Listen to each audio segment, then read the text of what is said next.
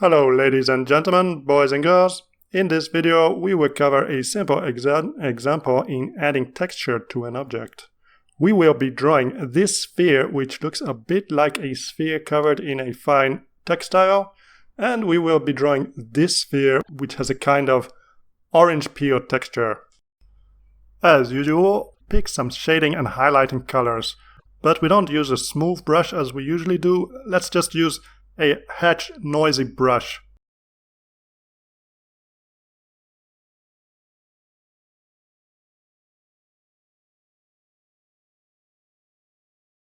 And there we have it, easy as cake.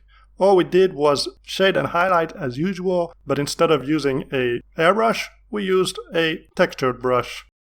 Next, let's try something a little bit more sophisticated.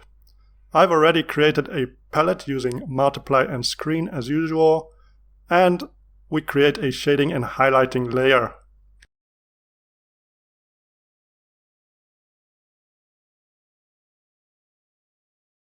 Now we pick the brush sponge texture and we don't draw out smooth lines, rather we tap onto the canvas.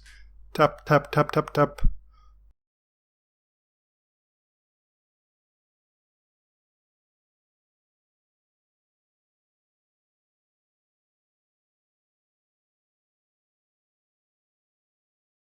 Let's add another shading layer, a little darker than before. And then let's blend it out a little. We pick an intermediate color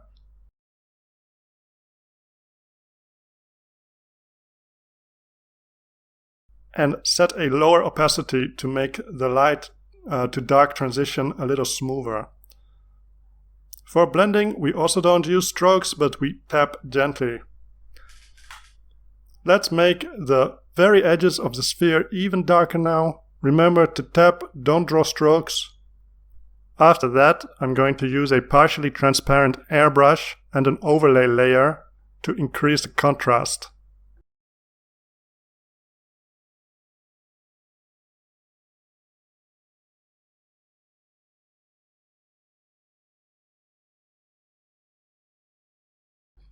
And I want to add some spots too. For that, I used the splat texture brush. I'm going to add some dark spots.